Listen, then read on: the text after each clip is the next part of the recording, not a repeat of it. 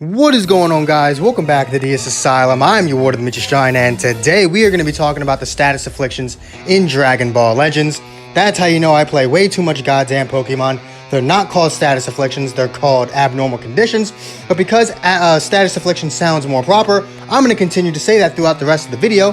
And if you have a problem with that, I urge you to hit the subscribe button so that we here at the DS Asylum can reach 1,000 subscribers before I turn 21 in fucking October.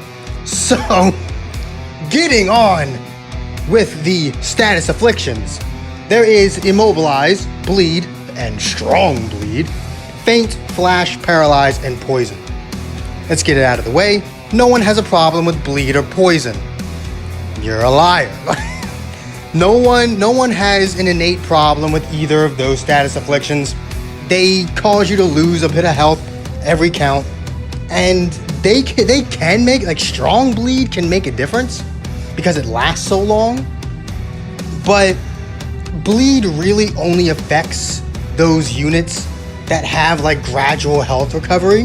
Like, it's at its best when it's canceling, like, Cell or Android 21's gradual health recovery out, when they gain some health each count, but then the Bleed or Poison is taking it right back down. That's when Bleed is at its best, and it actually involves, you know, some sort of strategy if you actually want to inflict certain units with Bleed. There's no innate problem with them. Those mechanics are perfectly fine. Flash and Immobilize, they're not bad. Immobilizing can be fucking annoying. There's the word. Immobilization can be annoying simply because of how certain characters like the Red Janemba can get it. It's a counter that immobilizes you. So the act of getting to the immobilization can be annoying, but immobilizing itself, it usually only lasts but 1 to 2 counts. It really doesn't give your opponent much time to do anything outside of continue their combo. So, like, or maybe charge up a tiny bit, tap attack you, and, you know, have a key advantage. But outside of that, Immobilization and Flash don't really affect the game too much, because one, there's only like 2 characters in the game that have Flash, Krillin and Mai. And when it comes to Immobilization, there aren't that many units that have it. Like, the biggest one that you see is the Red Janemba and the Purple God Goku. His is fucking annoying, but that's just because of all the buffs his green card gives him, not the immobilization itself. Now, the big ones, the ones that make us all wish Dragon Ball Legends just had never been made. Faint and Paralysis. Faint and Paralysis. I don't need to explain to you why both of these things are fucking stupid.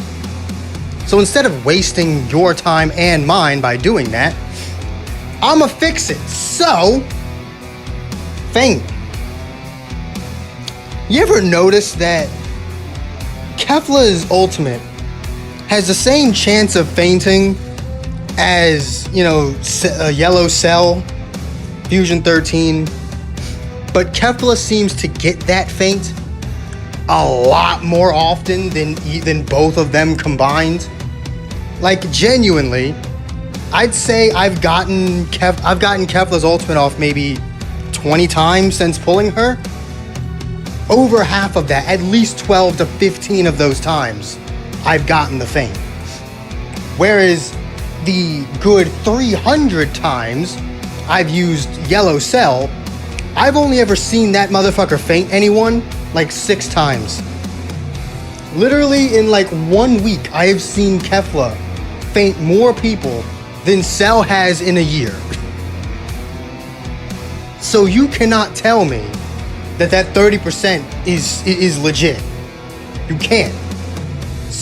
Maybe it has something to do with the more hits you have in a combo, the better chance you have of fainting.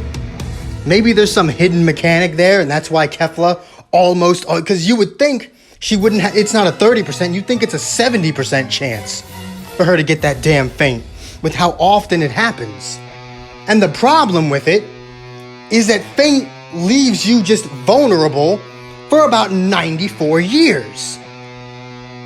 Why does faint leave you there that long, and why can you not cover change out of it? If someone faints me, not only do I just have to sit there and watch them charge up, I then have to take the whole combo they're about to do after they just got all of their ki back. That is so stupid.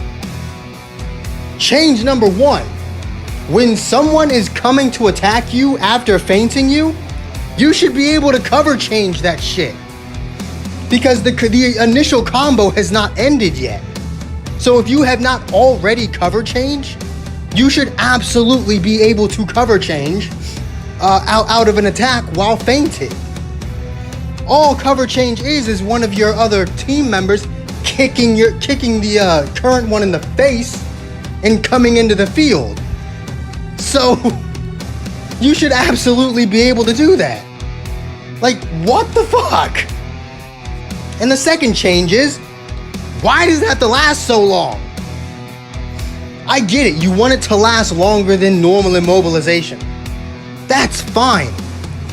But normal immobilization lasts like 2 counts. Faint lasts almost 10 counts. Faint legit lasts like 6 some odd counts. What the hell? It does not need to last that long. It's perfectly fine at 3 to 4. Like 3 counts is all you need for someone to already just have a huge advantage. Give them enough time to either continue their combo or get their ki back, but not both. They should not be able to fully charge their ki and still have enough time to beat my ass even more. But after faint, there's paralysis. You want me to fix paralysis? I can't. Paralysis just shouldn't exist. Like, genuinely, paralysis just shouldn't exist. A mechanic like paralysis actually cripples a game like Dragon Ball Legends. Dragon Ball Legends is not designed for something like Paralyze. Paralyze is just as game-changing as Rising Rush. One paralysis can screw you out of an entire match. At least with faint, you know that's coming. So if you're worried about getting fainted, you can switch someone in and be prepared for it. With Paralyze, it's completely random, and usually if it happens once, it's going to happen at least 2 if not 3 times in a row. God forbid you get fainted twice in a row. Or not fainted, paralyzed. If you get paralyzed twice in a row, that character's dead. There's nothing you can do about it. That character is just plain dead. Paralysis really just shouldn't exist. Like, there's no way you could convince me that there's any way to fix paralysis.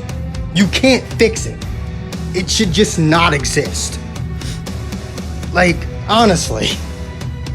But that's pretty much all I've got to say about the status afflictions in Dragon Ball Legends. I want you guys to go back through this video and watch how quickly I beat these story missions, because I did so many of these just to have enough footage to last the entire video, and I just barely was able to do it. My God, these are way too easy. But if you agree with anything I said in this video, make sure to hit that like button, subscribe if you haven't already, and I will see all of you inmates back here at the asylum for the next video. Peace.